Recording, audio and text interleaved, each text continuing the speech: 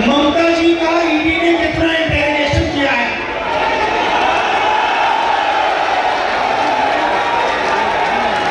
ये मुझे बताइए। बीजेपी ने ममता जी का घर क्यों नहीं लिया?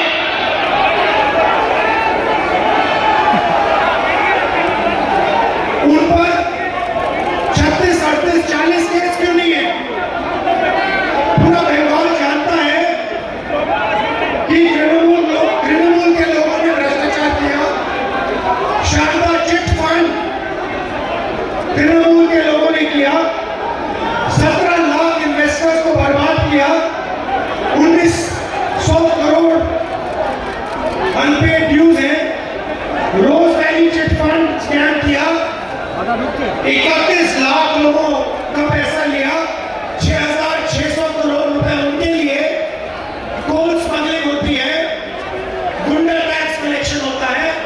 मगर नरेंद्र मोदी, आरएसएस, बीजेपी ने ममता जी का कभी इंटेरोगेशन नहीं किया, ममता जी का घर नहीं छीना, ममता जी पर आक्रमण नहीं करते। क्यों? क्योंकि वो जानते हैं कि असली लड़ाई तृणमूल से नहीं है, असली लड़ाई कांग्रेस पार्टी से है, खड़गे जी से है, राहुल गांधी से है, प्रियंका गांधी से, कांग्रेस पार्टी के नेताओं से। अगर सचमुच में तृणमूल और बीजेपी लड़ाई हो रही होती तो ममता जी पर अनेक केस होते, वो बेल में होती, बेल लेकर बाहर होती, उनका 55-70 घंटे इंटेरोगेशन हुआ होता, उनका घर छीन लेते। क्योंकि ये सब लोगों के साथ करते, जो भी इनके खिलाफ लड़ते हैं उन पर वो पूरा आक्रमण करते हैं। थोड़ा सा मैं आपको बताना चाहता हूं, ये नरेंद्र मोदी है कौन, ये आपको समझना जरूरी है। मैंने फोटो देखी उनकी, नाव में नदी में घूम रहे थे, फोटो ले रहे थे। तो मैं थोड़ा आपको बताना चाहता हूं, ये नरेंद्र मोदी जी जो हैं, ये हैं कौन? सबसे पहले इन सबका स्पेशलाइजेशन, ये बीजेपी के जो लोग हैं, इनका स्पेशलाइजेशन वोट चोरी है। इन्होंने महाराष्ट्र में वोट चोरी करके चुनाव जीता, हरियाणा में जीता, मध्य प्रदेश में जीता, कर्नाटक में पैसे देकर सरकार गिराई। ये इनका पहला काम लोकतंत्र को खत्म करना और वोट चोरी का है। दूसरी बात, आपने यूएस इंडिया डील के बारे में सुना होगा, सुना है? ये नरेंद्र मोदी जी अपने आप को देशभक्त कहते हैं। हर भाषण में कहते हैं मेरी 56 इंच की छाती है और मैं देशभक्त हूं। सबसे पहले अगर इनकी 56 इंच की छाती होती तो जब मैं पार्लियामेंट में भाषण दे रहा था, जब मैंने एप्स्टीन की बात उठाई, अदानी की बात उठाई, तो ये पार्लियामेंट लोकसभा से भाग के क्यों निकल गए? दूसरी बात, इन्होंने अमेरिका से समझौता किया। क्या किया? हिंदुस्तान का एग्रीकल्चर सिस्टम जो है, हमारे जो किसान हैं, उनको धोखा दिया और अमेरिकन किसानों को हजारों एकड़ के खेत हैं, हमारे छोटे खेत होते हैं, हमारे यहाँ मैकेनाइजेशन नहीं होता, अमेरिका में फुल मैकेनाइजेशन है, कंबाइन हार्वेस्टर, मशीनरी, टेक्नोलॉजी सब चलती है वहां। अमेरिका के किसान का माल हिंदुस्तान में बिकना शुरू हो जाएगा, हिंदुस्तान के सब किसान, बंगाल के किसान बर्बाद हो जाएंगे। ये इन्होंने पहला काम किया।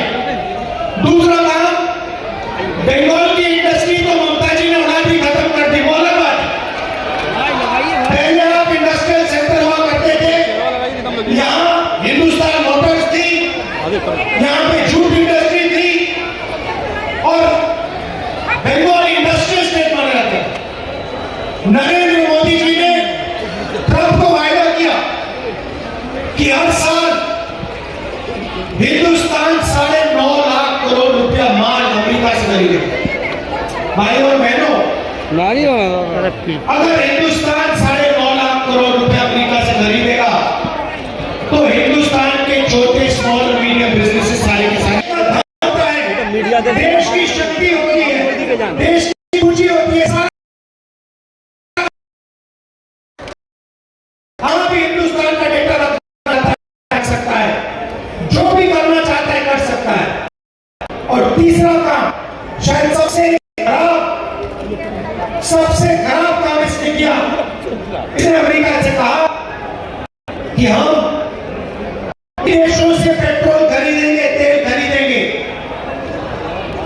जो परमिशन आप दोगे।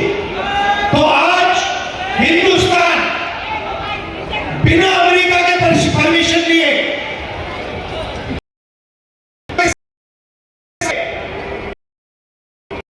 देश से तेल नहीं खरीद सकता है। ये व्यक्ति जो अपने आप को देशभक्त कह रहा है, इसने ये चारों काम किए हैं। ये देशभक्ति नहीं है, ये देशद्रोही का काम है। और ये इसने किया क्यों, ये भी आपको बता देता हूं। ये इसने किया क्योंकि डोनाल्ड ट्रंप अदानी और एप्स्टीन के बारे में सारा कुछ जानता है। डोनाल्ड ट्रंप खुल के कह रहा है कि जब भी मैं नरेंद्र मोदी के करियर को खत्म करना चाहता हूं, 2 मिनट में मैं खत्म कर सकता हूं। और फिर डोनाल्ड ट्रंप कहता है कि जब मैं हिंदुस्तान के प्रधानमंत्री को फोन करता हूं, जब वो फोन उठाता है तो वो कहता है, yes sir, what can I do for you. शर्म की बात है, हिंदुस्तान का प्रधानमंत्री अमेरिका के राष्ट्रपति को सर बोलता है। जो शर्म की बात है। मैं आपको बताता हूं, अगर डोनाल्ड ट्रंप ने नरेंद्र मोदी से कहा कि भैया जंप लगा, नरेंद्र मोदी जंप लगाएगा। उसने कहा, डोनाल्ड ट्रंप ने कहा कि जाओ इजराइल जाओ, एकदम फ्लाइट में चढ़ के इजराइल चला गया। तो ये तो है नरेंद्र मोदी और आरएसएस की कहानी, ये इनकी सच्चाई है। आप लोग बेंगलोर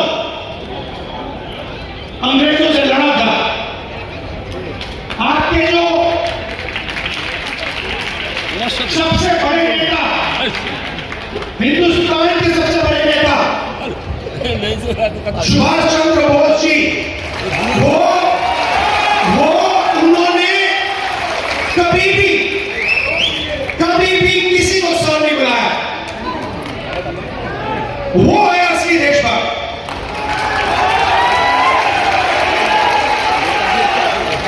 महात्मा गांधी, जवाहरलाल नेहरू, सुभाष चंद्र बोस, सरदार पटेल, इन्होंने जिंदगी भर में किसी को सर नहीं बुलाया।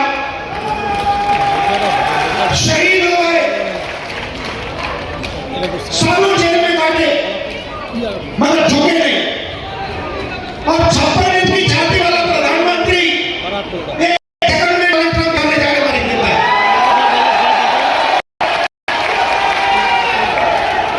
अब दुख की बात क्या है, नरेंद्र मोदी ने भ्रष्टाचार किया, डोनाल्ड ट्रंप ने उसे बताया।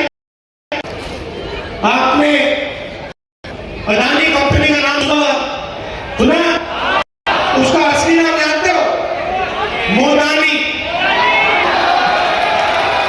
वो पूरा बीजेपी का फाइनेंशियल सिस्टम है। वो मोदानी कंपनी है, अदानी कंपनी नहीं है। और डोनाल्ड ट्रंप ने पीछे से नरेंद्र मोदी के गला पकड़ लिया और नरेंद्र मोदी चू नहीं कर सकता।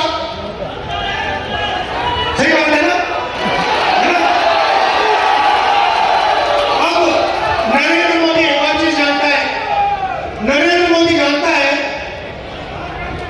कि देश में एक ही शक्ति आरएसएस और बीजेपी को हरा सकती है। उसका नाम कांग्रेस पार्टी है, कांग्रेस पार्टी की विचारधारा है। आपकी जो चीफ मिनिस्टर है, भ्रष्टाचार के बारे में मैंने आपको बताया, शारदा चिटफंड, रोज वैली, कोल स्मगलिंग स्कैम, और पूरा बंगाल जानता है कि अगर आपको बंगाल में रोजगार चाहिए तो या तो तृणमूल के किसी नेता के साथ आपको कोई रिश्तेदारी होनी पड़ेगी या दोस्ती होनी पड़ेगी। पिछले चुनाव में ममता जी ने कहा था कि बंगाल को 5 लाख नए रोजगार दिलवाऊंगी। ये पता नहीं क्यों इतना मजाक करती रहती है। 5 लाख युवाओं को मैं रोजगार दूंगी। आपको याद है, यही बात नरेंद्र मोदी ने बोली थी, 2 करोड़ युवाओं को मैं रोजगार दूंगा। यही रेपिटेशन ममता जी यहां कर रही है। 2021 में 5 लाख नए लोगों को मैं रोजगार दूंगी। और असलियत क्या है? असलियत है कि 84 लाख युवाओं ने अनएम्प्लॉयमेंट अलाउंस के लिए साइन किया है। सारी की सारी इंडस्ट्री बंद कर दी। नरेंद्र मोदी वहां कर रहा है हिंदुस्तान में, बाकी देश में, और यहां पे ममता जी लगी हुई है रोजगार खत्म करने में, भ्रष्टाचार और पूरी की पूरी इंडस्ट्री को बंद करने में। अच्छा, अगर बीजेपी के लोग महिलाओं पर अत्याचार करते हैं, रेप केसेस होते हैं, लोगों पर कोई एक्शन नहीं लिया जाता, वही काम ममता जी यहां करती है। आरजी कार में, RG Kar rape and murder scam में, यहां आपके सामने एक बेचारी लड़की का मर्डर होता है, बलात्कार होता है, और जिन लोगों ने किया उन पर कोई भी एक्शन नहीं लिया जाता। तो मेरा कहना है कि सच्चाई क्या है? सच्चाई है कि टीएमसी, अगर टीएमसी ने काम किया होता, अगर टीएमसी ने आपको रोजगार दिलवाया होता, अगर टीएमसी ने इंडस्ट्री नहीं बंद करवाई होती, तो यहां पे बीजेपी के लिए रास्ता नहीं खुलता। ये बीजेपी के लिए बंगाल में रास्ता खोल रहे हैं, ये इनका काम है। भाई और बहनों, बीजेपी को सिर्फ कांग्रेस पार्टी हरा सकती है। हम विचारधारा की पार्टी है, हम इनसे कोई कॉम्प्रोमाइज नहीं कर सकते हैं। बात समझ लीजिए। मैं सुबह उठता हूं और मेरी पहली प्लानिंग होती है कि आज भैया आरएसएस और बीजेपी से कैसे लड़ना है, कहां लड़ना है और कहां पर आक्रमण करना है। तो हम कॉम्प्रोमाइज नहीं कर सकते। आप कांग्रेस पार्टी को पूरा समर्थन दीजिए। बंगाल में ज्यादा से ज्यादा हमारे एमएलए जिताइए, हमारी सरकार बनवाइए, और फिर देखिए यहां से हम बीजेपी का क्या करते हैं।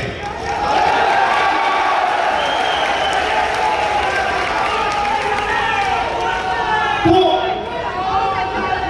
मैंने और कांग्रेस पार्टी ने कन्याकुमारी से कश्मीर तक यात्रा की। उसमें हमने क्या बोला? यात्रा का लक्ष्य क्या था? भारत जोड़ो यात्रा।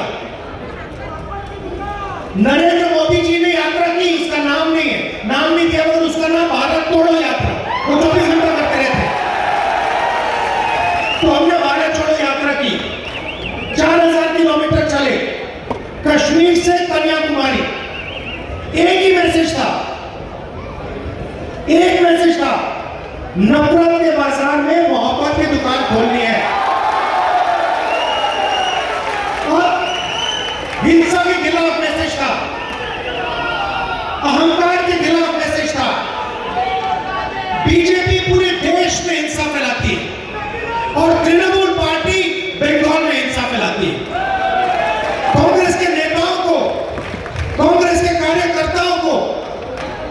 24 घंटा मारते हैं, तंग करते हैं, जेल में डालते हैं, मगर हमारे कार्यकर्ता बब्बर शेर है, किसी से नहीं डरते। और ये एक पीछे नहीं हटते हैं। भाई और बहनों, आपको डरना नहीं है, देखना आज तुम्हें कांग्रेस पार्टी की जीत होने वाली है, कोई शक्ति नहीं रोक सकती। तो कांग्रेस पार्टी को आप पूरा समर्थन दीजिए। हमारे यहाँ पे जो कैंडिडेट्स हैं, आ जाइए, सामने आ जाइए। कहाँ है? यहाँ बैठे। हमारे जो कैंडिडेट्स हैं, यहाँ पे हमारे 55 कैंडिडेट बैठे हुए हैं। आपको जीत के आना है सबको, पक्का? हाँ, इधर भी। अच्छा, इधर भी।